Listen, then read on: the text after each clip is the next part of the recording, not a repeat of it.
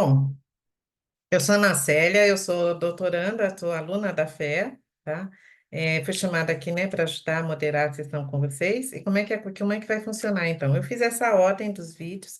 Primeiro, eu queria parabenizar o artigo de todos vocês, eu li com cuidado, né? Super interessante todos os artigos, cada um eu aprendi um pouco mais, né?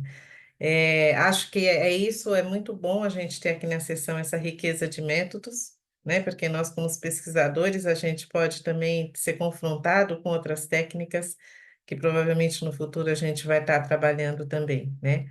Então, eu acho que eles se complementam, porque a gente vai ver uma abrangência bastante grande aí de técnicas, né? É, bom. Como eu falei, a minha ideia é passar dentro dessa ordem. Então, aqui que a gente pode fazer assim? A gente tem a gente passa o vídeo, né, de vocês. Aí a gente para o vídeo, eu sugiro a gente já comentar, né? Fazer alguns comentários. Todos vocês estão abertos para fazer questões, né? Eu acho que está todo mundo aqui, assim, querendo um pouco de feedback, né, dentro do trabalho que vocês tiveram. E também a gente pode esclarecer as dúvidas. O objetivo aqui, né, a gente já passou vocês já passaram por essa etapa de estar nesse congresso, de estar com o arquivo, com o artigo de vocês ser conhecido, né, aqui no congresso, mas é a gente aprimorar para ir para o próximo passo, que é a publicação, né?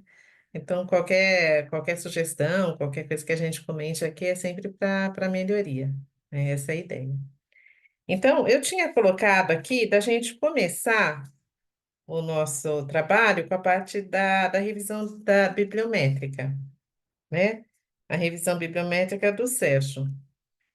Então, deixa eu pegar aqui, ver se eu vou conseguir aqui, porque eu achei que eu tinha esse apoio, sabe, gente? Os monitores. Ah, tá aqui. Gostaria de iniciar agradecendo. Espera aí. Então, eu vou dar um share aqui, vamos ver se vai dar tudo certo. É,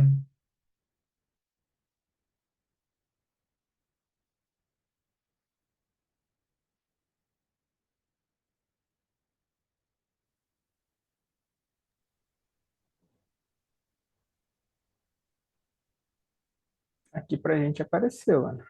Seu então, normal. vou rodar, tá bom, gente? Então, vamos dar uma olhada aqui no estudo e depois a gente faz os comentários e algumas perguntas que os demais têm, tá bom?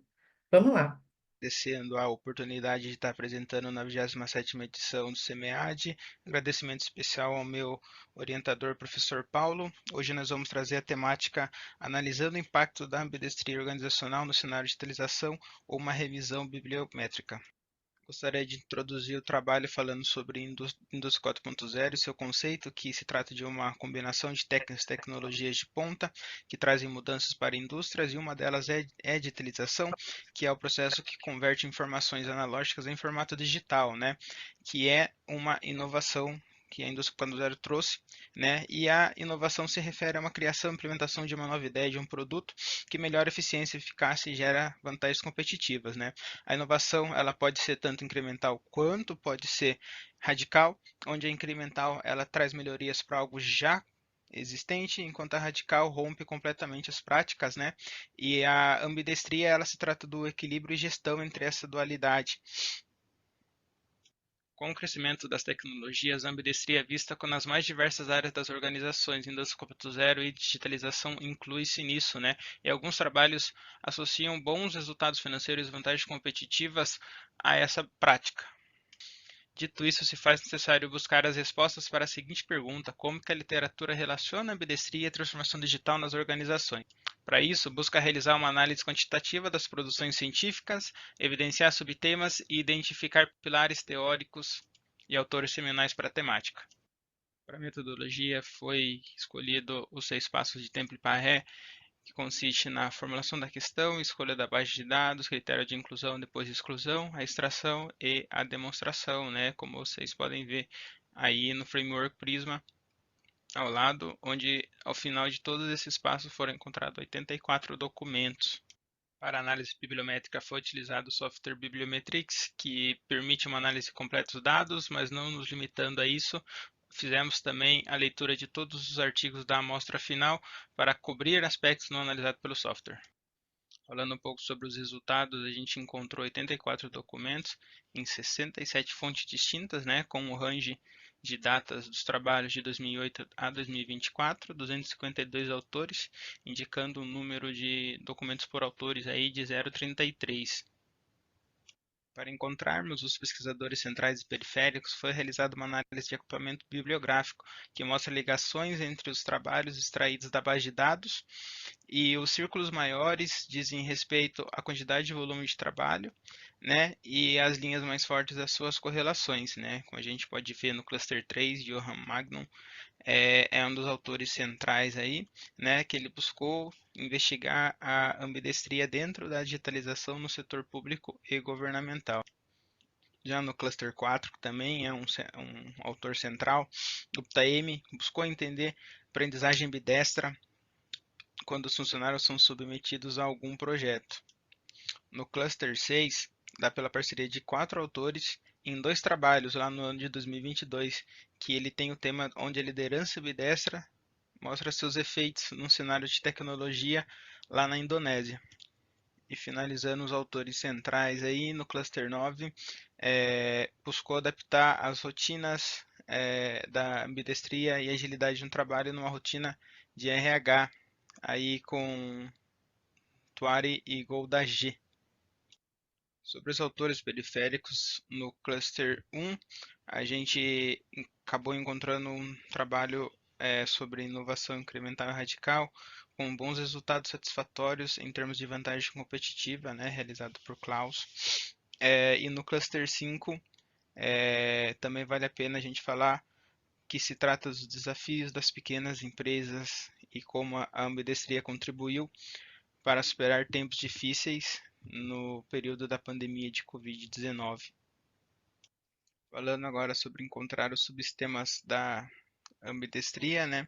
A gente utilizou o software Bibliometrix, onde foi plotado esse diagrama para a gente, onde o eixo X representa a relevância, o eixo Y representa a densidade, né, e formado alguns quadrantes, né, como por exemplo o quadrante C, que é chamado de temas motores, que já são consolidados e fundamentados. A gente pode encontrar o grupo azul, né, que ele é focado na análise de desempenho das organizações, né, que já passaram ou ainda passam pela digitalização, né, com olhar na ambidestria para buscar melhorar os resultados aí.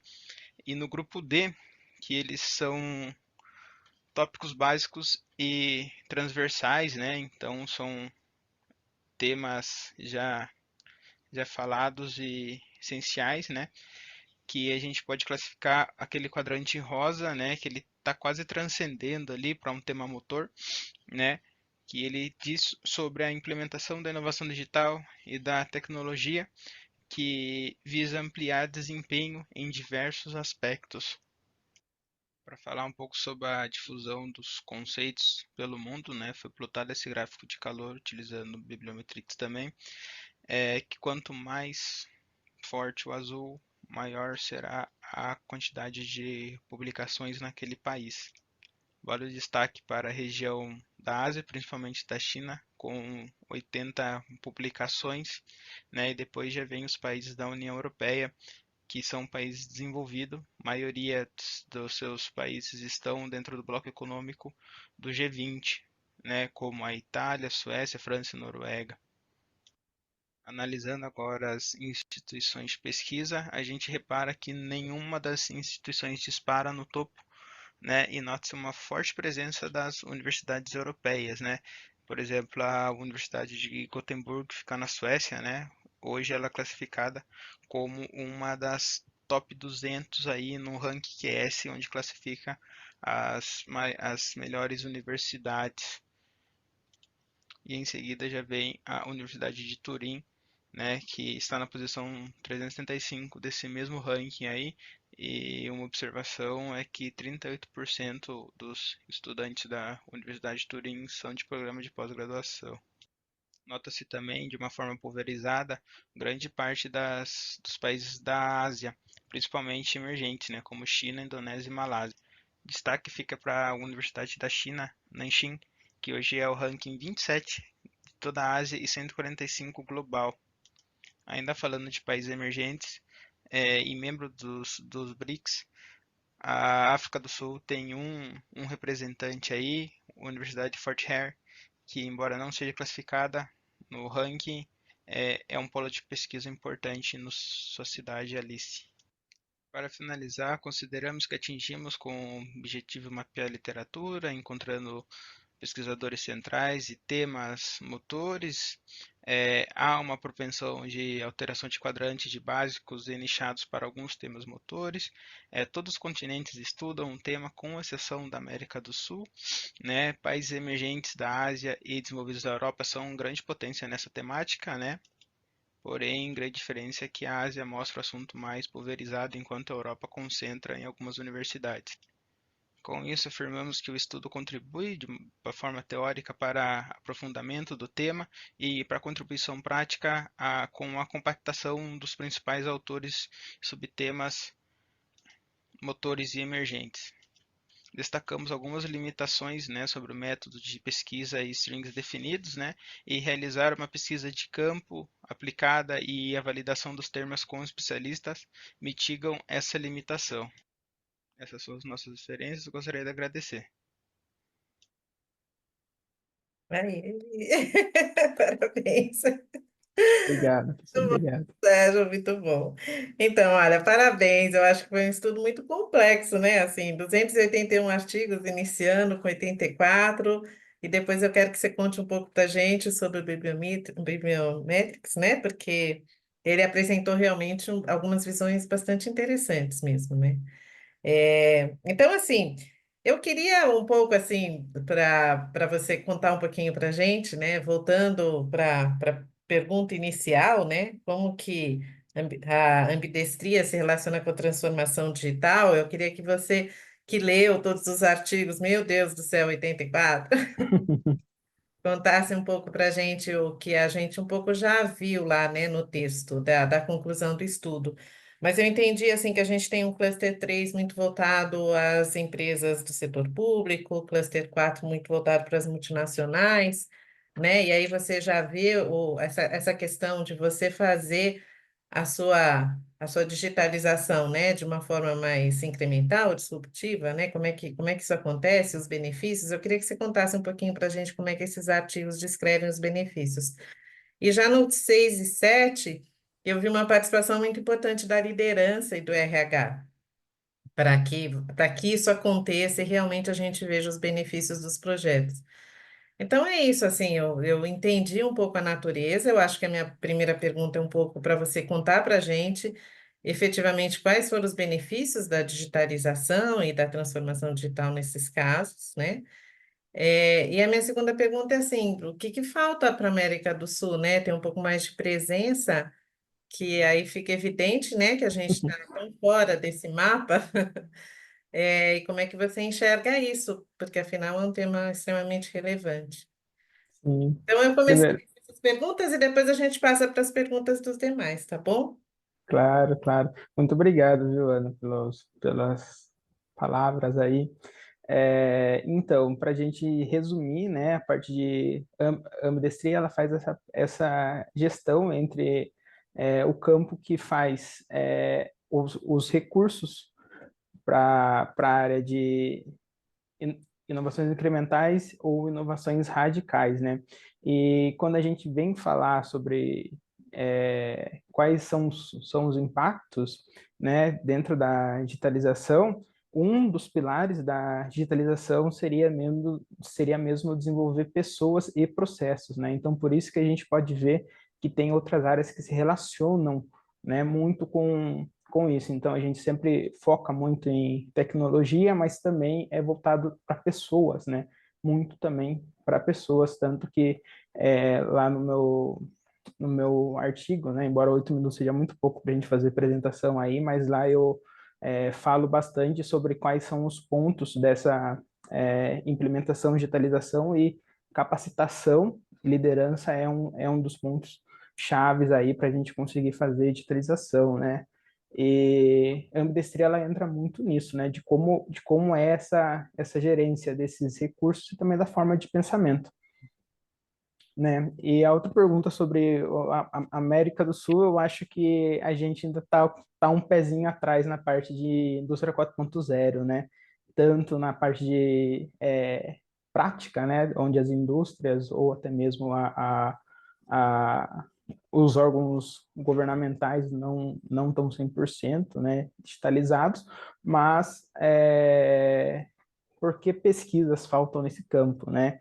Então, esse é o grande dilema, assim, e eu acredito que a gente enxerga muito produto ao invés da pesquisa do modo geral, né? O brasileiro, ele pensa em ver resultados, práticas, assim, e o estudo acaba ficando um pouco para trás. Isso também mostra a relevância da gente estar trazendo isso aí para próximos estudos dentro da América do Sul, né? E como esse trabalho, ele veio como etapa um da minha dissertação de mestrado, eu tenho esse forte gancho aí para poder aplicar aqui dentro.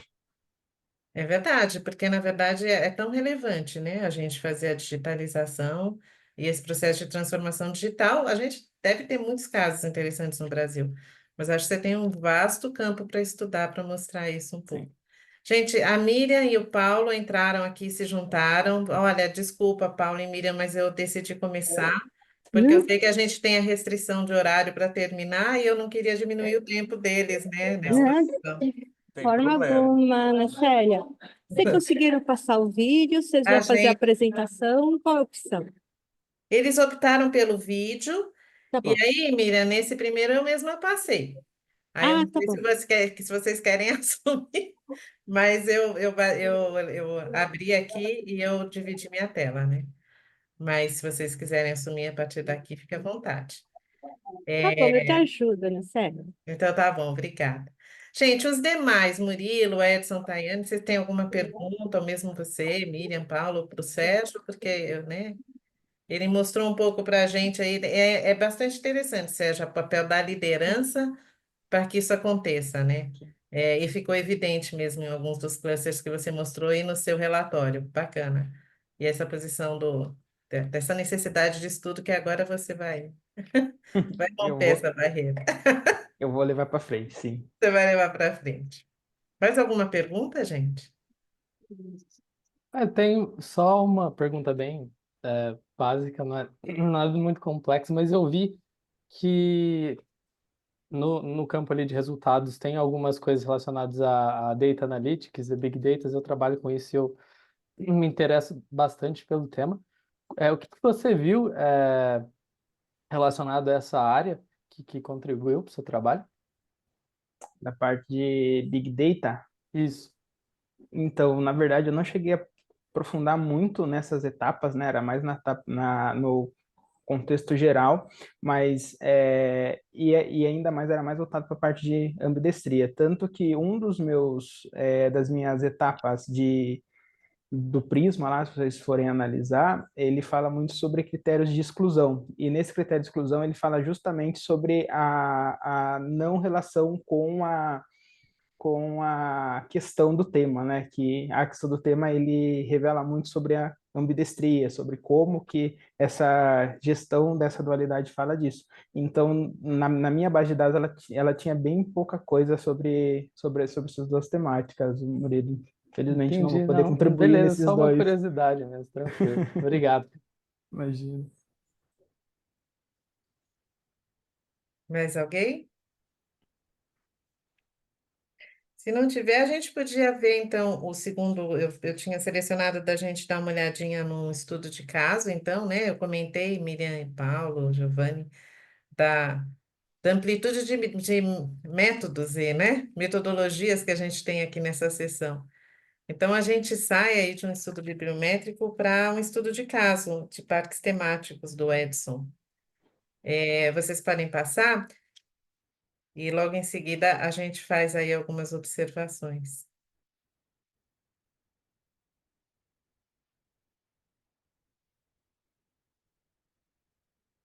Vocês querem que eu passe ou você está passando? Miriam, me avisa aí. O Giovanni conseguiu entrar, Ana Célia? Ele que vai ser o nosso assessor. Giovanni, você Ah, consegue compartilhar a tela a partir de agora? O segundo Consigo sim, trabalho. Miriam. Eu vou entrar aqui agora. Estou abrindo de novo aqui o SEMEAD se aqui vocês para quiserem, passar eu os compartilho áudios. esse, depois Tá ele bom? assume também, não tem. Tá bom, Ana Célia, se você quiser. Peraí. Eu já estava aqui, né, no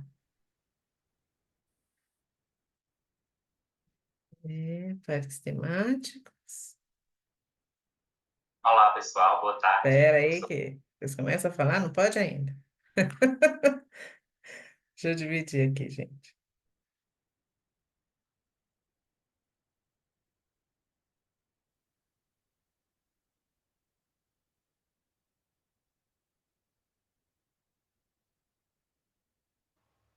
Olá, pessoal, boa tarde. Eu sou o Edson Rocha, mestrando aqui da Universidade Federal do Ceará, e juntamente com a professora Márcia Zabidielli, nós desenvolvemos esse estudo de caso sobre a inovação tecnológica na gestão de filas em parques temáticos brasileiros.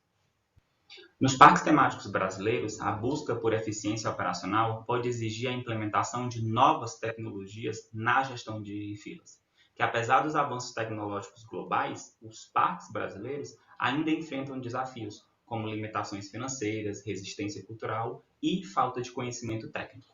Logo, o objetivo geral desse estudo é investigar as inovações tecnológicas na gestão de filas em parques temáticos brasileiros.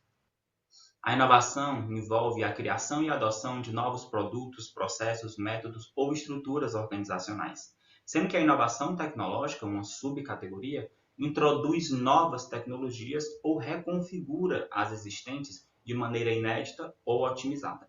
Na revisão de literatura foi detectado 5 novas tecnologias no gerenciamento de filas em parques temáticos. A primeira delas são as filas virtuais. A utilização de aplicativos móveis, SMS e notificações para organizar a espera dos visitantes. O segundo é o autoatendimento. Terminais de autoatendimento que permite que os visitantes registrem sua chegada, realizem compras, sem a necessidade de interação humana. Tem também os sistemas de agendamento, ferramentas que permitem agendar compromissos ou horários para acessar determinadas atrações. As sinalizações digitais, geralmente displays eletrônicos e interativos que fornecem direções ou informações sobre o tempo de espera, e o reconhecimento facial, tecnologia que identifica os visitantes através de características faciais, melhorando a segurança e eficiência no gerenciamento de fila. Os aspectos metodológicos desse estudo é que ele é um estudo de caso múltiplo, que utilizou uma abordagem qualitativa de caráter descritivo, utilizando 2 procedimentos, a análise documental e a observação participante. Os critérios de seleção para os 2 parques estudados incluíam: eles precisavam ter mais de 10 anos de experiência, estar entre os 10 parques mais visitados da América Latina e ter pelo menos recebido 500 mil de visitantes em 2022. Os 2 parques selecionados foram um parque aquático no estado do Ceará e um parque seco no estado de Santa Catarina. A primeira fase desse estudo foi a pesquisa documental, utilizando os sites dos parques analisados para obter informações sobre as práticas de inovação tecnológica. Em seguida, na segunda fase, com a observação participante, para captar as práticas de gestão de fila dentro da operação desses parques. Ao todo, foram realizadas 9 visitas de observação participante, 4 delas no parque seco, 5 delas no parque aquático, totalizando 88 horas de pesquisa. Foi realizada visitas tanto na baixa temporada quanto na alta temporada. A primeira visita realizou-se no Parque Seco, no dia 25 de dezembro de 2022, e a última visita foi no Parque Aquático, domingo, no dia 5 de novembro de 2023.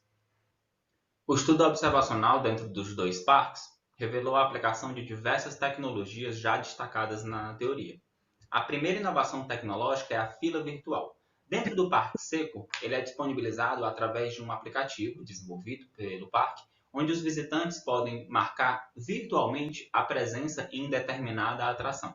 Ele é limitado a até 3 atrações por dia e todos os visitantes podem baixar o aplicativo, colocar o seu ingresso dentro e assim marcar essas 3 atrações sem necessariamente estar fisicamente nas filas. Já no parque aquático não há filas virtuais.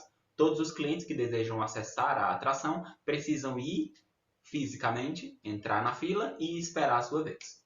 O autoatendimento é implementado nos 2 parques, através de totens de autoatendimento para a compra de ingressos, pagamento de estacionamento, aquisição de alimentos e bebidas. Já o sistema de agendamento no Parque Seco, ele é feito através do aplicativo móvel, para agendar atrações online, para agendar shows que acontecem dentro do Parque Seco. Já no Parque Aquático, há uma necessidade de agendar online se o cliente possui um passe anual. Assim, a gestão de fila fica mais eficiente para o parque, quando ele sabe a quantidade exata de pessoas que iriam para o parque naquele dia agendado. Assim acontece também com os ingressos com data marcada, que são vendidos um pouco mais barato, já no intuito de entender-se quais dias da semana, quais dias dos meses o parque receberia mais pessoas. A sinalização digital dentro do parque, dentro da operação das ruas, no Parque Seco, é através de monitores informativos que atualizam o tempo de fila de espera e direcionam esse fluxo de visitantes. Em algumas atrações, ao tempo de espera das atrações em alguns pontos, onde os clientes vão decidindo se esperam ou não para utilizar aquela atração. Já no parque aquático, há um uso limitado de sinalizações digitais. O maior uso de monitores digitais é na venda de fotografias, um fluxo que o parque entende como crítico. Então, ele acaba colocando mais sinalizações digitais e fornecendo um fluxo melhor. Já o reconhecimento facial, que é a principal inovação tecnológica do parque aquático, não é identificado no Parque Seco. Já no parque aquático, é implementado para uma gestão de filas onde a venda de alimentos e bebidas é através desse reconhecimento facial.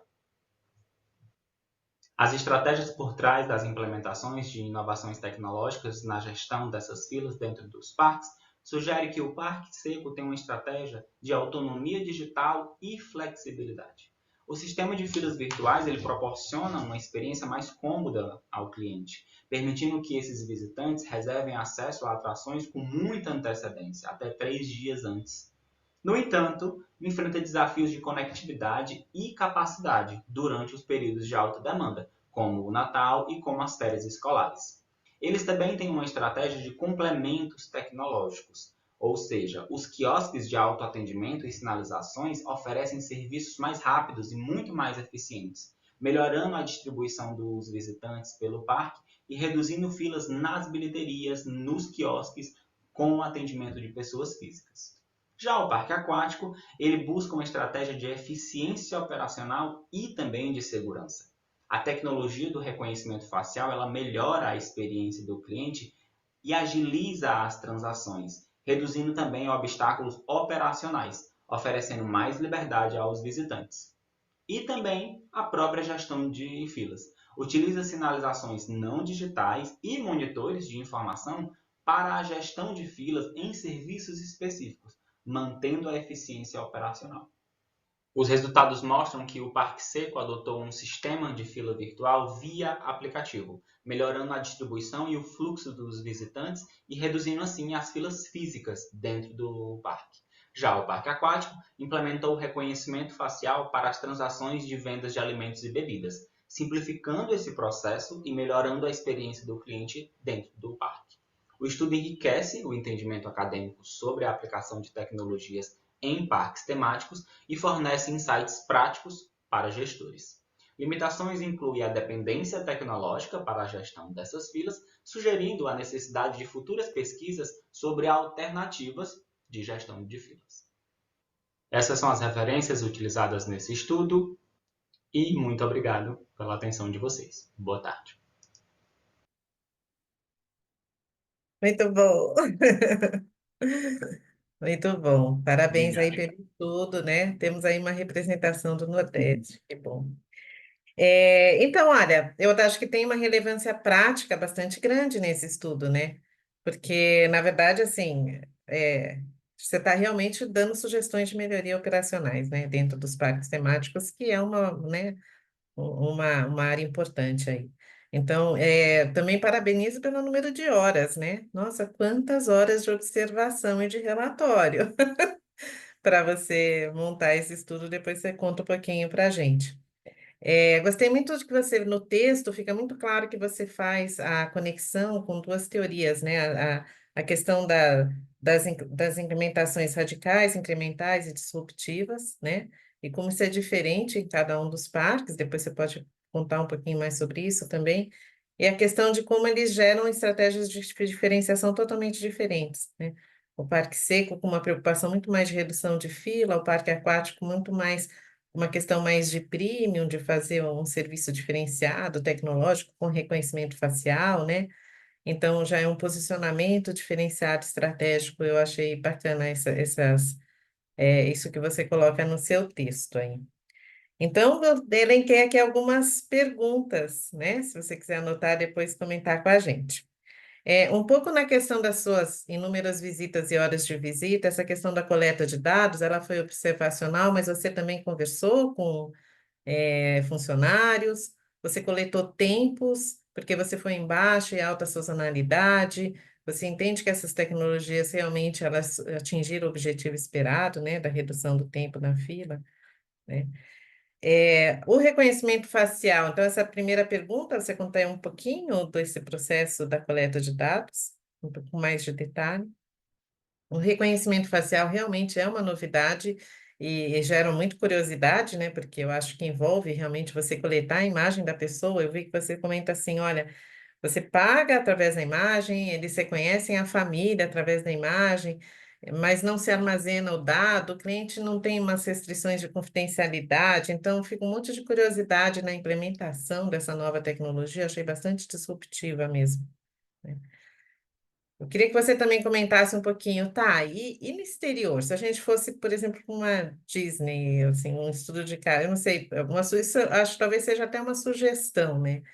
Existem benchmarks fora que o que mais poderia ser feito? Eu acho que isso talvez fosse uma sugestão que fiquei essa curiosidade, né? Assim, no Parque Seco parece que eles já utilizam coisas bastante avançadas, né, em termos de gestão, né? Então, assim, acho que tem já algumas sugestões aí, depois eu deixo o pessoal fazer outras questões para você. Mas comenta com a gente, Edson. Certo, obrigado pelo retorno, muito bom. Eu gosto muito de parques temáticos, então para mim foi bem legal ir fazer. Eu acabei aderindo ao passe anual dos dois parques, né? Aqui em Fortaleza, aqui no Ceará, e o de Santa Catarina, para poder ter acesso, porque senão eu teria que pagar todos os dias esses acessos, né? Aí acabei pegando o anual, que aí eu ia sempre. Deu certo.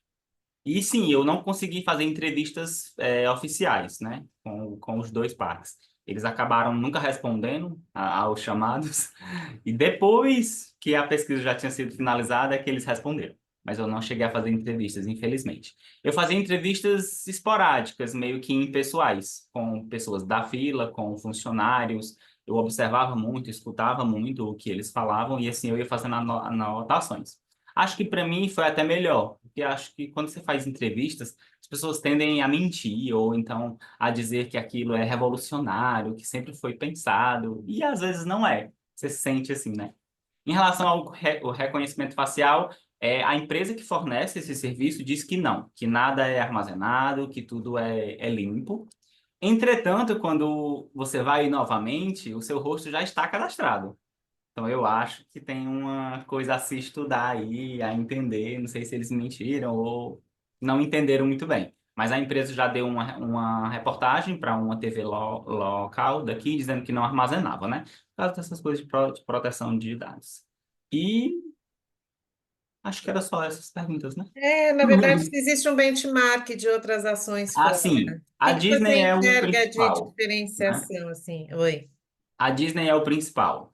Tudo que se produz ou que se faz na Disney é reproduzido nos parques temáticos do mundo inteiro. No Brasil aqui também.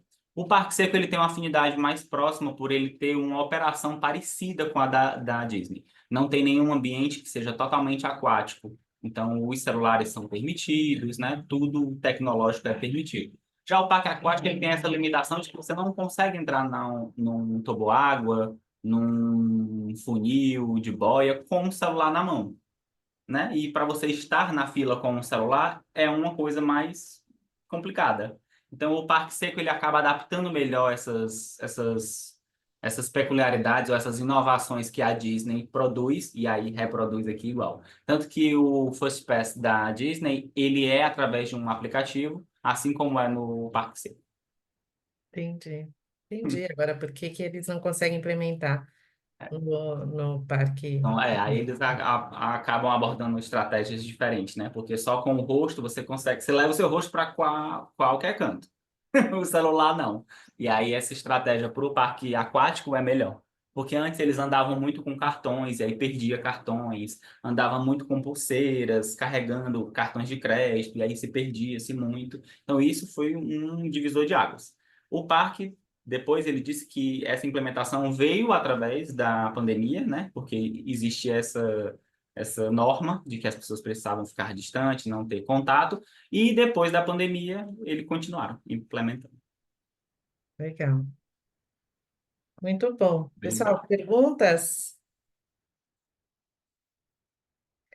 Porque, sabe, Edson, eu tinha pensado assim, poxa, será que o Parque Seco utiliza uma estratégia muito mais voltada a volume e custo? Então, ele tem que ter uma otimização de fila, por isso que ele utiliza Exatamente. todo É esse tanto que o sistema. Parque Seco ele recebe Enquanto mais que o pessoas. parque aquático é uma estratégia de diferenciação mesmo, acho que em algum momento você comenta até de um ticket mais alto, ele tem inclusive o Sim, hotel, né, vinculado, sim, e aí ele acaba, não, vamos fazer uma coisa meio legal, assim, só com a minha, com o meu rosto, eu já vou fazer o pagamento das transações e aí estaria muito mais focado nessas estratégias de diferenciação, assim.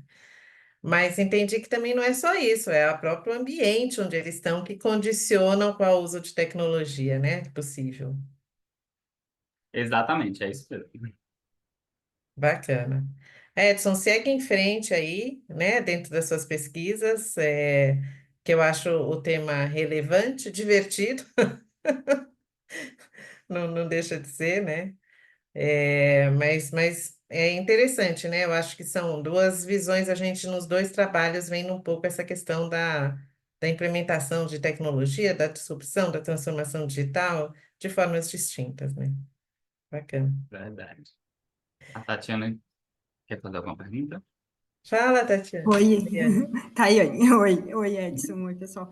Uma dúvida só, em relação à empresa, eu participei agora até de uma visita técnica aqui na empresa Emplai, aqui no Rio Grande do Sul, Santa Cruz do Sul, que é uma das responsáveis, assim, por, né, grande disseminação até de terminais de autoatendimento, e aqui até mesmo no Sul está sendo bem comum agora, né, tu vai em qualquer até serviço público e realmente tu já pode fazer tudo no próprio autoatendimento.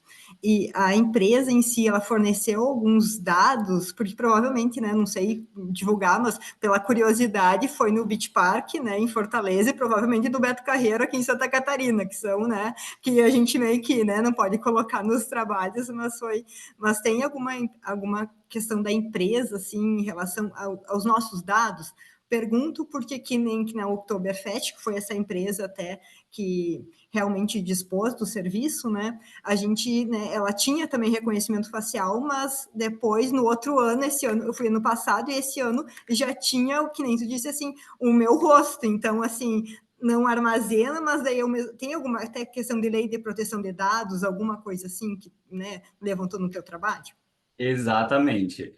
Durante o processo, né, eu tentei contato com as empresas, tanto com os parques, tanto com a empresa que fornecia esse serviço aos parques. Nenhuma respondeu oficialmente, então eu fui pela pesquisa secundária em documentos. Analisei relatórios de sustentabilidade, entrevistas, relatórios internos que eles divulgavam para falar sobre aquela nova tecnologia, mas em nenhum momento disse que armazenava dados. Todos diziam que pela proteção de dados era tudo apagado, que nada era divulgado. E aí ficou meio esse coisa, né? Eu coloquei os dados oficiais, mas eu acredito sim que tenha um armazenamento aí, que seja muito sigiloso, claro, pelo amor de Deus, mas que tem sim. Ô Edson, o fato de ter dois aplicativos no Parque Seco é uma questão em fase de transição? Eles vão consolidar isso num só?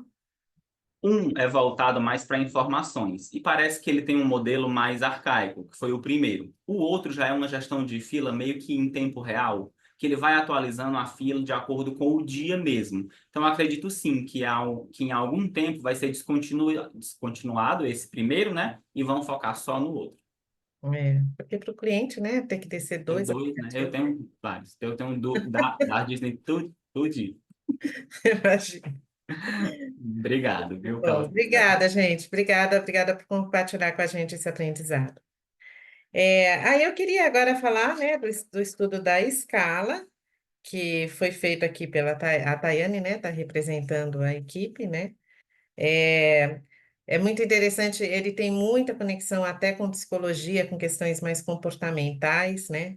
Eu acho que é bem interessante a gente ver esse nosso comportamento de cognição, como é que nós tomamos nossas decisões, porque isso influencia muito dentro da nossa área de gestão, né? A questão da gente entender o funcionário, a área de RH, né? Como é que essa pessoa vai se comportar em determinadas situações de tomada de decisão, a questão de marketing mesmo, você entender os seus clientes, né? Atividades mais analíticas, eu imagino que sejam mais para alguns perfis com um tipo de cognição diferenciado. Então, eu comecei, lendo o seu artigo, Tayane, a pensar um pouco como a aplicação dessa escala pode ser importante dentro dos negócios, né? E aí vamos deixar, então, rodar o vídeo para depois a gente discutir um pouco sobre ele. Giovanni, você consegue rodar para gente? Vou colocar aqui, só um minutinho. Depois você conta um pouquinho para a gente desses impactos, mas eu já comecei a viajar nas análises.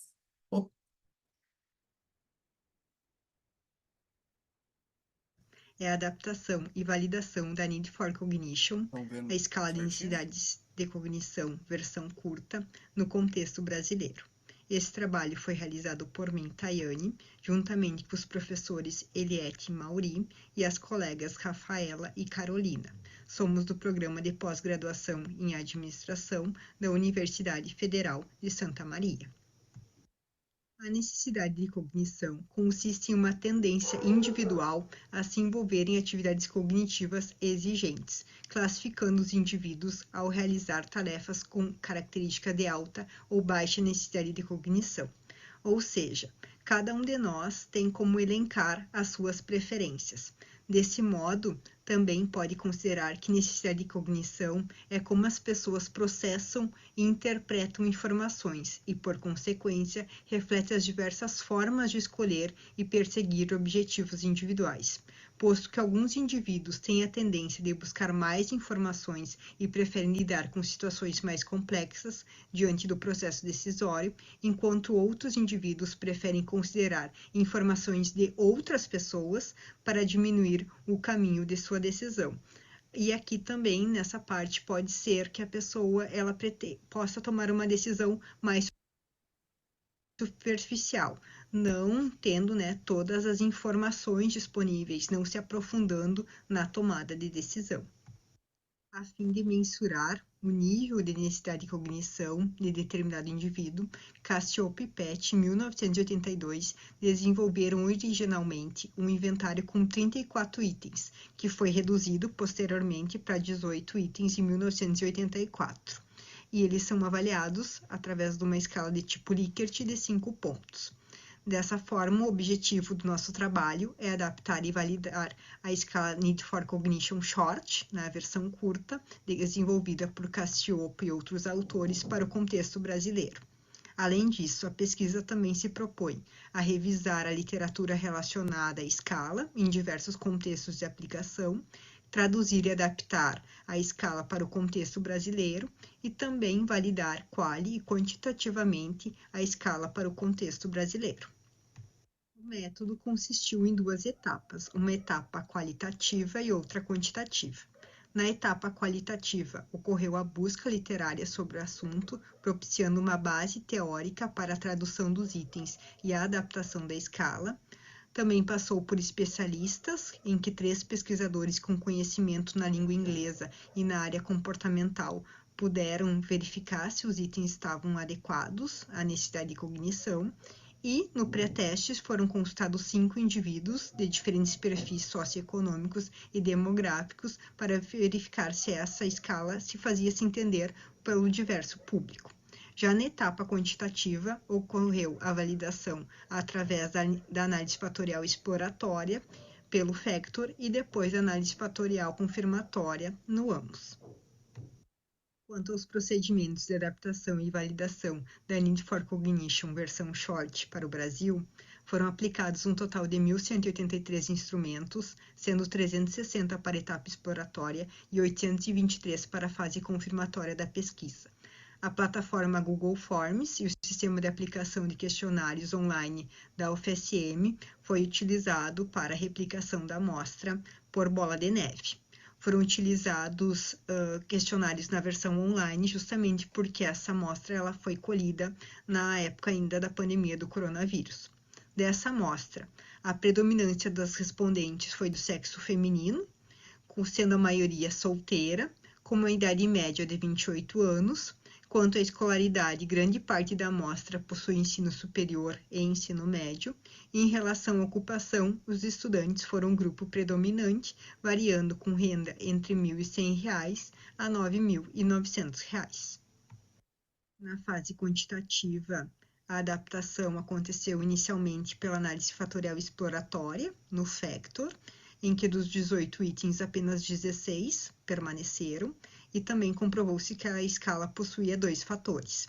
O índice H foram acima de 0,800, caracterizando a possibilidade de replicação dos fatores em novos estudos, e os valores de alfa de Cronbach e ômega de McDonald também foram satisfatórios, maiores que 0,7, comprovando a consistência interna para as duas dimensões.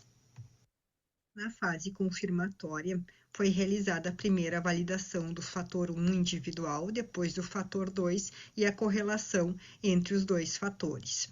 O fator 1 é o fator mais sistemático, o fator mais analítico, em que as pessoas necessitam de pensar mais para tomar uma decisão, ou seja, são pessoas que precisam de maiores detalhes e uma certa sistematização, são pessoas mais metódicas.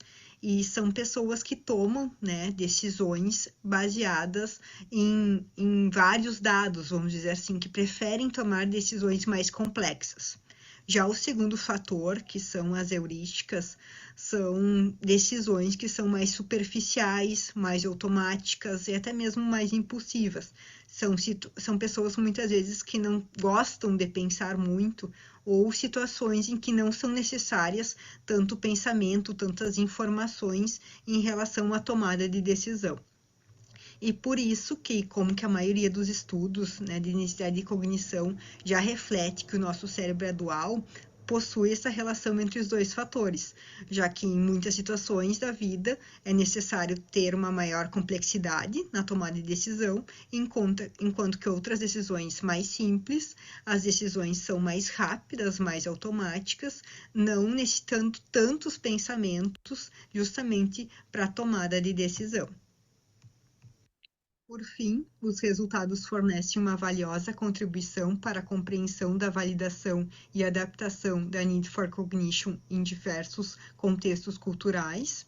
Autores como Fauces e Aquino, na Espanha e na Itália, encontraram também 2 fatores, e na Itália também esses 2 fatores foram correlacionados. Quanto à limitação desse estudo, é a dependência de uma única amostra para adaptação e validação no contexto brasileiro. Diferenças regionais, culturais e socioeconômicas podem influenciar a maneira como a Need for Cognition é percebida e expressa, sugerindo a necessidade de replicação do estudo em diferentes cenários. Então, espera-se, né, que a disponibilidade da escala estimule a expansão no contexto brasileiro, abrangendo diferentes amostras. Algumas das referências que foram utilizadas na apresentação, o artigo compreende bem mais informações e bem mais dados, então sugiro a leitura, né, do artigo que está de uma forma mais completa, e agradeço pela atenção. Muito obrigada. Muito bom, parabéns. Complicada a coleta de dados, né? Porque a gente Obrigada. desenvolveu um volume de entrevistas bastante grande para você conseguir até utilizar as 2 técnicas, né? As 2 metodologias. Primeiro você gerou os construtos e depois você fez a análise confirmatória. Realmente o seu artigo é muito rico em termos de indicadores para mostrar a validade, né, estatística do estudo. Então, parabéns aí por você ter sido tão detalhista, né, na metodologia e dando segurança aí, né, dentro, acho que qualquer revisor aí vai gostar bastante de ver como você foi criteriosa, né, dentro dos critérios de validação dos construtos. Então, conta um pouquinho para a gente, um pouquinho, essas diferenças entre os países, isso me deixou bastante curiosa, essa necessidade de adaptação de uma escala de cognição por país.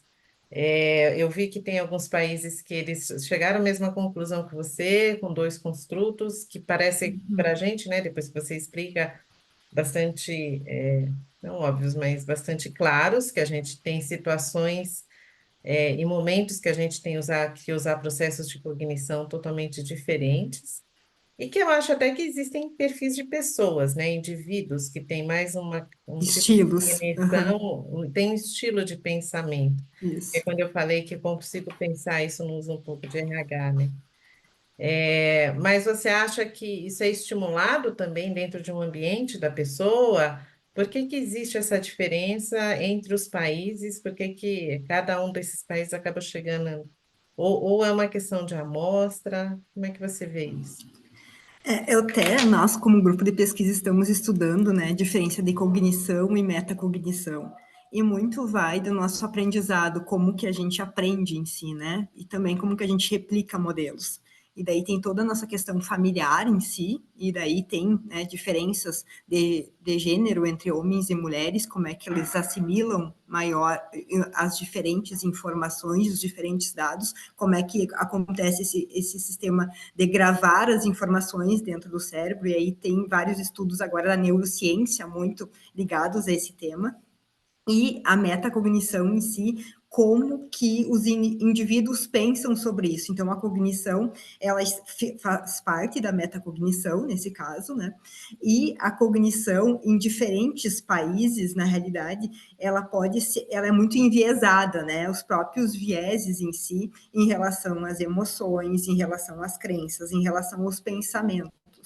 Então, por exemplo, nos próprios Estados Unidos, eles já têm uma educação, e aí eu posso chamar até uma educação financeira muito diferente da educação financeira brasileira, vamos trazer para um exemplo mais claro para o pessoal entender. É muito diferente como que o norte-americano ele é ensinado toda a base dele escolar e quanto que nós brasileiros somos estudados. Então, por isso que nos Estados Unidos tiveram um fator, porque eles conseguem, em termos de pensamento, ter mais uma conformidade em relação a esses pensamentos. Enquanto que a gente, como brasileiro, é muito ainda dual esse sistema. Tem momentos da nossa vida que realmente, e a amostra foi na pandemia, né? Então, assim, que realmente a gente estava vivendo numa situação mais de medo, de uma situação mais estressante. A gente até, como grupo da pesquisa, está pensando em replicar um novo estudo, né, nessa parte com outras, para justamente apurar se era a situação pandêmica em si que realmente despertou, né, essa maior dualidade, essa questão cultural. Foi uma amostra também aqui no Rio Grande do Sul, então a gente não pode, quem sabe, no Sudeste, no Norte, no Nordeste, né, com culturas diferentes, quem sabe também pode, porque é como que a pessoa pensa em si, ainda são critérios subjetivos, então isso é difícil de mensurar, e é por isso que explica, né, que Itália, Espanha, Estados Unidos, Brasil tiveram, porque é complexo na realidade, como é que ainda é o nosso funcionamento, por mais que agora os novos estudos tenham ido para a IA em si, ainda não tem uma resposta única em relação a isso. Eu acho que a gente, como ser humano, acho que na realidade nunca terá também. Taine, qual que é a sua formação? Eu sou administradora. Nossa, mas você conhece muito, né, de psicologia. É que eu tô fazendo a minha tese nessa parte, então, assim, eu tô nas minhas último mês, assim, agora, né, buscando bastante psicologia, né, cognitiva, comportamental, tô estudando Bandura, tô estudando toda essa parte para que realmente, né, a Ah, gente legal. traga um arcabouço teórico, né, necessário até para esse estudo. Então, realmente, Então, né, entendi. tenho Agora ficou um adiantado pouco mais bastante. claro. E aí, ficou muito clara essa questão. Então, realmente a gente tem uma influência muito grande, né? Da forma como a gente é criado, como a gente questiona as coisas.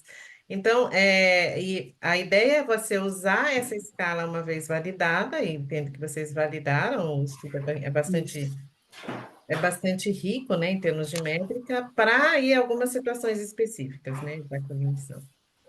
Parabéns. Exatamente, que daí a gente pode pegar, digamos, escolhas intertemporais, que são escolhas mais cotidianas, muitas vezes, que a escolha é como tu vai no mercado, né? Como que tu pensa, muitas vezes, para comprar determinado material, compra de um carro, né? Então, assim, tem várias decisões que a gente toma, muitas vezes, que a gente nem se dá conta do nosso pensamento por trás. E que daí entra toda a nossa questão da metacognição e da cognição em si. Porque a cognição seria muito raciocínio, muito a nossa inteligência em si.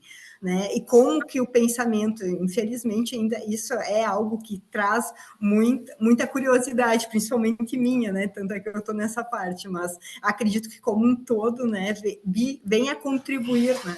E a administração em si entra um pouco, que daí é o nosso grupo de tomada de decisão e cognição, justamente para melhorar a questão de políticas públicas, para justamente, né, trazer aí, né, novas mudanças nessa parte educacional. Somos todos aqui pós-graduandos, né, em sua grande maioria. Então, assim, que os nossos estudos realmente contribuem para a sociedade, tanto da forma, né, de aplicação prática, quanto na parte teórica também. Muito bom mesmo. Perguntas dos demais? Só parabéns, parabéns.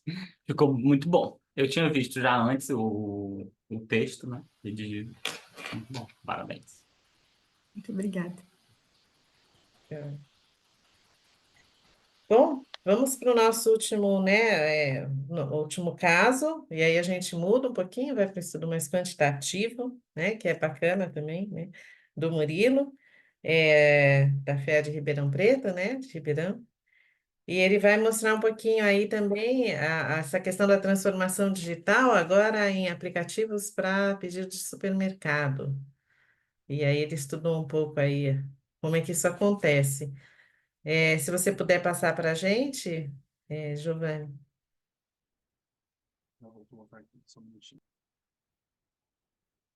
Eu sou muito fã de modelos de equações estruturais, é bacana. Legal.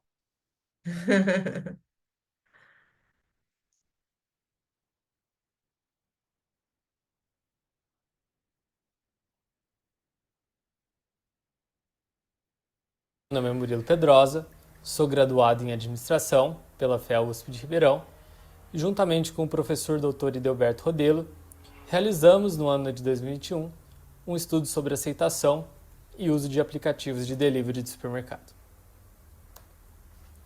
Os aplicativos de delivery de supermercado são uma modalidade de e-commerce que foram amplamente difundidos desde a pandemia, desde o ano de 2020, e por conta desse amplo crescimento, surgiu o interesse de estudar esse assunto partindo do seguinte problema de pesquisa: quais são os fatores que influenciam a aceitação e o uso de aplicativos de delivery de supermercado? Esse estudo tem como objetivo utilizar o TAUT2, que é o modelo de avaliação de aceitação e uso de novas tecnologias, para identificar quais são os construtos que explicam a intenção e o comportamento de uso da modalidade de aplicativos de delivery de supermercado. Como base teórica do estudo foi utilizado o TAUT2, que é um modelo proposto por Venkatesh em 2012 para estudo de novas tecnologias no contexto individual de consumo, e o modelo TAUT2 é um modelo composto aí por 7 construtos que influenciam a intenção comportamental. E esses construtos são expectativa de performance, que está relacionado à ampliação de escolhas, economia de tempo e utilidade na rotina. Expectativa de esforço tem a ver com o esforço despendido para utilizar a nova tecnologia e quão fácil é utilizar a nova tecnologia. Influência social tem a ver com a influência de amigos e familiares para que se adote a tecnologia. Condições facilitadoras relacionam com os meios para utilização da tecnologia. Motivação hedônica relaciona a entretenimento e diversão. Valor do preço a custo e hábito a recorrência de uso. Todos esses construtos influenciam a intenção comportamental, que está relacionada à intenção de utilizar a tecnologia nos próximos 12 meses, que a intenção comportamental, juntamente com condições facilitadoras e hábito, influenciam o comportamento de uso, que está relacionado com a frequência de utilização da tecnologia. A metodologia utilizada no trabalho foi transversal, de caráter descritivo. Utilizamos uma abordagem quantitativa, modelagem de dados via equações estruturais PLS-100, e aplicamos um questionário ao longo do mês de setembro de 2021, com perguntas baseadas em um estudo já realizado na Bélgica, específico de compras online de supermercado, realizado por Van Dergenbroek e Van Hove, e esse estudo é um estudo com perguntas que refletem 21 indicadores que formam os 7 construtos do modelo TAUT2. Como resultado, obtivemos uma amostra de 412 respostas válidas, sendo 207 usuários e 205 não usuários de aplicativos de delivery de supermercado. A amostra foi predominante feminina e jovem. Ao analisar os dados, percebemos aí que 2 construtos se destacaram em ambas as amostras, e esses foram os construtos hábito e expectativa de performance. Falando um pouquinho mais sobre o construto hábito. Ele é o construto mais impactante, considerando ambas as amostras, e isso segue uma tendência já utilizada em outras aplicações do TAUT para aplicativos móveis. E o hábito se relaciona à recorrência de uso. Outro construto impactante foi a expectativa de performance, que está intimamente relacionada à conveniência, e no estudo é composto por 4 indicadores: EP1, que é utilidade na rotina, EP2, economia de tempo, e EP3, ampliação de escolhas. O EP4, no estudo realizado aqui, precisou ser retirado porque ele foi avaliado negativamente, o que significa que o serviço de delivery de supermercado é considerado caro. Aqui vemos a imagem do modelo PLS para a amostra de usuários, e para usuários obtivemos uma variância explicada de 0,49, uma variância explicada moderada, sendo que expectativa de performance foi o construto mais impactante, logo em seguida o hábito, influência social e motivações hedônicas. Para o comportamento de uso, percebemos aí apenas o hábito impactando o uso, ou seja, apenas o hábito explicou a frequência de uso mais elevada para os usuários, obtivendo aí uma variância explicada de 0,455. Para os não usuários, obtivemos aí uma intenção comportamental, uma variância explicada de 0,504, e os construtos mais impactantes foram o hábito, seguindo por influência social, expectativa de performance, motivações hedônicas e valor do preço.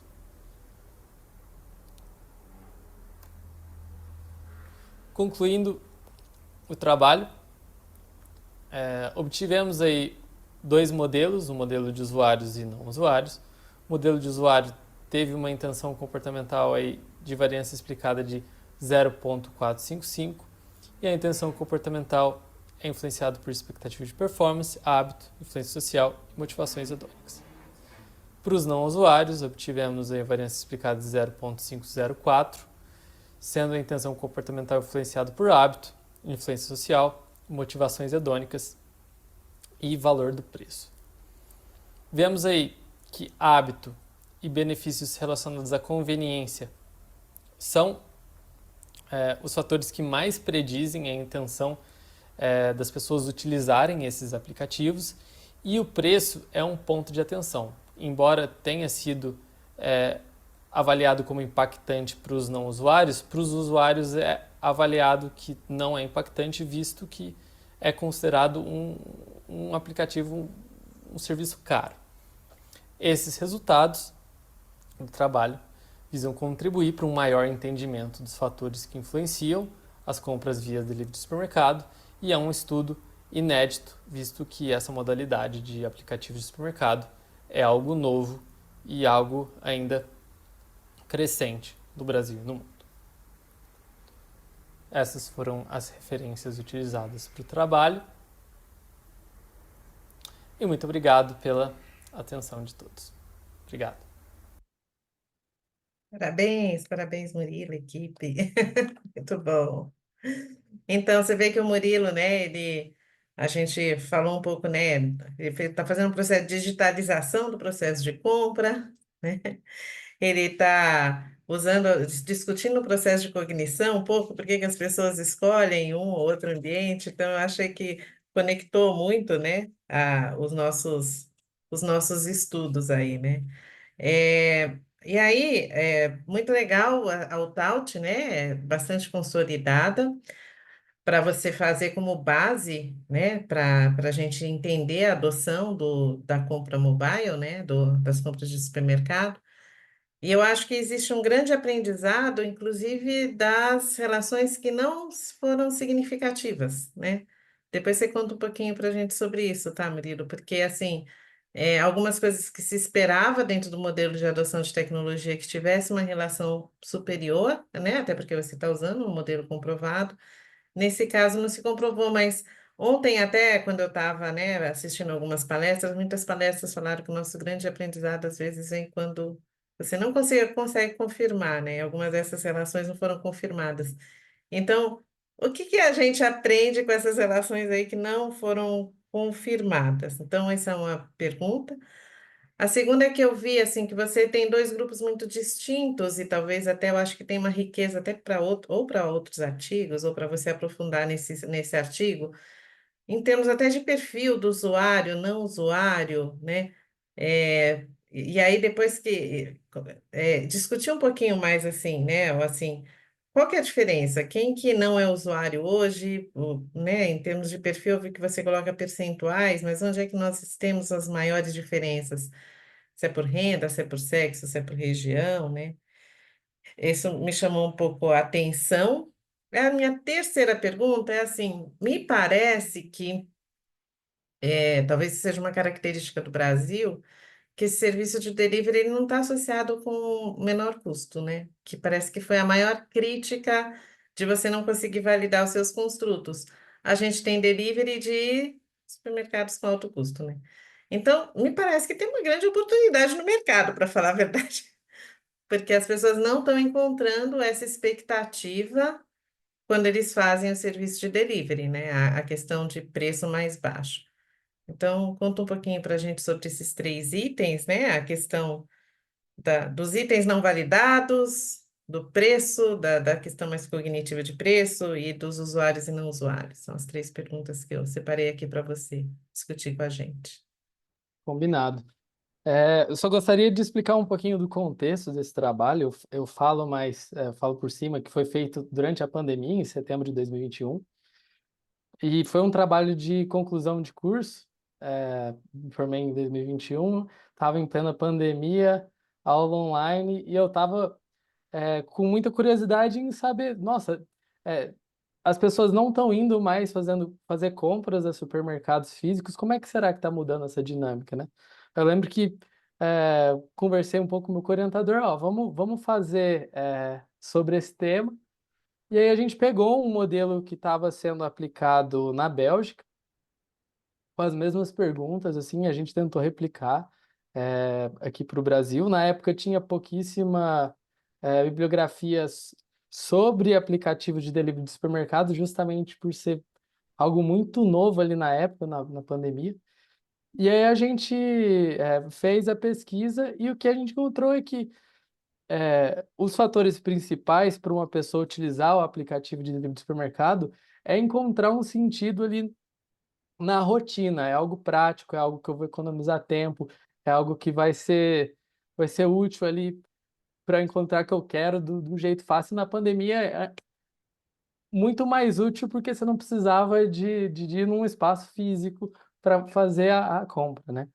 Então a gente viu que algumas variáveis realmente não foram muito explicativas, entre elas expectativa de esforço, a facilidade, é meio que, mesmo quando a gente pegava todos os perfis, as pessoas falaram que tem facilidade em mexer nesses tipos de aplicativo, não é algo muito estranho, então apesar da gente ter colocado ali no modelo, viu que as pessoas têm realmente uma certa facilidade e isso não impediu elas de utilizar, então meio que não importa o esforço, assim, é algo fácil, meio que não teve muito impacto nisso. É, a gente viu também condições facilitadoras, que era meios para te utilizarem, eu tenho internet, eu tenho um smartphone também, meio que algo que é dado às pessoas ali, não, não não teve muita diferença entre as pessoas que usam e não usam. Praticamente todo mundo ali que respondeu falou que tá ok. E aí a gente viu que as pessoas que mais utilizam essa modalidade de aplicativo as pessoas que encontram utilidade na rotina e o preço realmente foi avaliado extremamente negativo. Foi até uma surpresa, porque a gente achava na época que, visto que a internet é um espaço amplo e que você dá para pesquisar mais opções, talvez essa amplitude de opções ali, você vai no iFood, por exemplo, você encontra ali vários estabelecimentos, mas no geral, a amplitude de escolhas não acaba refletindo no preço. E outra coisa em relação a perfil, a gente viu que as pessoas que utilizam aplicativos, a maioria são pessoas novas, assim, pessoas jovens, apesar de que não o perfil não foi tão preponderante. E a gente viu algumas pessoas da faixa dos 30, dos 40 usando também. É mais difícil realmente aquelas pessoas da faixa de 50 para cima, 60 para cima, realmente a gente encontrou pouquíssimas assim quando a gente fez a pesquisa. Muito Mais bom. alguma dúvida que eu não respondi? Porque foi 3 perguntas, eu meio que misturei em tudo. Não, mas acho que é isso. É, legal, assim, eu acho que você tem uma base de dados, você pode usar em outros estudos, até, como eu falei, nessa diferença de perfil, tentar ver se essas diferenças são significativas, com que quadrado, a teste T, a não, Uhum, sabe? Você pode tentar utilizar outras técnicas estatísticas, já que você tem esse dado aí para validar essa diferença de perfil, né? uhum. Então, acho interessante até. É, Taiane, até eu ia falar para você, né? No final você gera dois construtos lá no final também. Eu não comentei na hora, mas dá para fazer uma análise também agora do resultado, né? Qual é a métrica, né? Como é que você classifica o seu público? E se esse público tem diferença. Eu lembrei agora porque eu falei para o Murilo, eu falei, poxa, esqueci de comentar isso com a Tayane, mas eu não sei se isso faz parte da segunda fase do seu doutorado, né? Terceira, para você, Sim, uma não, vez que esse daí a você gente definiu que o já construto bom tá. que tem as métricas, como é que as pessoas são com relação à Sim, definição? sim. E depois a gente já fez já o teste T e a nova já, a gente já fez já algumas coisas diferenciando aí pela questão de profissões, a gente conseguiu, como é que era uma amostra bem ampla, né? Então a gente conseguiu depois Deu para verificar. fazer por profissão também? Existe essa correlação? Deve existir Tem, um tem. pouquinho, né? Tem Tem. alguma coisa assim, e principalmente até mesmo assim, né, a parte de classes em si, né, então assim, também a gente tem uma diferença, né, e até a própria literatura, né, na parte de cognição, isso também já tem pessoas que têm maior grau, né, maior escolaridade também tem um maior nível em si de cognição, né, então a gente já tem alguns estudos já nessa parte, né, consolidados na literatura. Que legal, é. Mas foi isso que eu pensei também, Murilo, que você depois podia fazer essa sua análise um pouco, ou com uma covariável, ou você fazendo um teste T para você ver as diferenças. Mas isso é a continuação, né? Eu sei que um artigo não cabe tudo, todas as perguntas que surgem quando a gente começa a investigar um tema. E eu acho que foi isso, né? Nos 4 estudos a gente vê que tem passos seguintes, né? Que levantam muito para a gente. Vamos continuar estudando, porque tem pano para manga para a gente entender esse fenômeno. Os demais têm perguntas para o Murilo? Tranquilo. De novo, foi um estudo também onde você vê a aplicação da técnica com muitas métricas e validações quantitativas. O estudo de equações estruturais, ele é um causal bem bacana, mas não é fácil de ser validado, né? É, São várias etapas, assim, né? Foi um São várias desafio. etapas para você validar os construtos, a confiabilidade, aí eu Mas foi não. um aprendizado enorme, ainda mais que eu estava no último ano de graduação, assim, sabe? Foi bem legal, passar por cada etapa, eu meio que dividi ao longo do ano. A gente coletou os dados em setembro ali, mas depois, até o mês de dezembro, eu fazia ele para fazer cada validade convergente, validade discriminante, colinariedade, cargas fatoriais. A gente foi fazendo todas as análises aí, foi bem legal o aprendizado ao longo do processo, assim, foi bem legal. Me despertou o interesse de continuar estudando aí para um mestrado, um doutorado, Tá. futuramente. Hoje a gente teve no SEMEAD uma palestra interessante sobre equações estruturais. Eu não sei se ficou gravada do professor Guido, Legal. que ele mostra uma ferramenta gratuita aí. Eu fiquei curiosa para conhecer. Gente, olha, parabenizo muito o trabalho de vocês, né? Acho que fica aí o registro, fica gravado. A apresentação né, que vocês fizeram está bastante clara, então acho que aumenta a exposição aí de um trabalho bastante relevante que vocês vão fazer. E desejo muito boa sorte aí nas suas e nas minhas, né, nas nossas publicações, que isso gere novos frutos. E para os que estão em processo de doutorado e mestrado, boa sorte para finalizar esse processo. Tá bom? Muito obrigada pela participação de vocês, obrigada pela participação e pelo prestígio ao SEMIAD. Espero que a gente se veja novamente no próximo ano. Tomara. Sim, sim. Prazer em conhecer vocês, pessoal. Prazer, Boa sorte obrigado. também no trabalho. Prazer, gente. Obrigado, viu, pessoal. Tchau. Tchau, Obrigada. até. Tchau. Obrigada.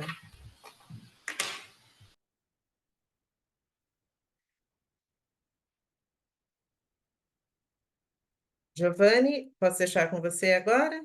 Pode sim, professora. A gravação, eu acho que quando eu entrei começou a gravar, né? Pelo menos estava escrito que estava Sim, gravando.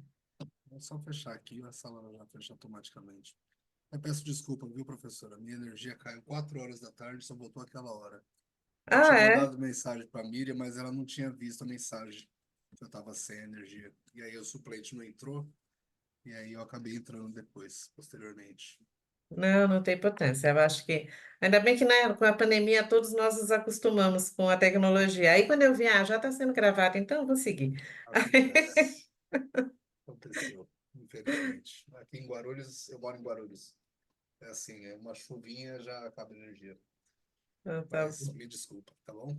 Imagina, de jeito nenhum, Giovanni, fica tranquila. Foi ótimo. Eu aprendi muito com os artigos, eu gostei muito de fazer Gostei uma- bastante. Eu vou pegar o contato do Edson, porque eu conheço o pessoal do Beach Park, atendo eles. O pessoal da tecnologia, vou ver se eu ainda ajudo ele com o trabalho, Tá se ele não bom, finalizou ainda. legal. Tá bom? Obrigadão, Até obrigada. mais. Até Até mais, então, professora. Tchau, tchau. tchau.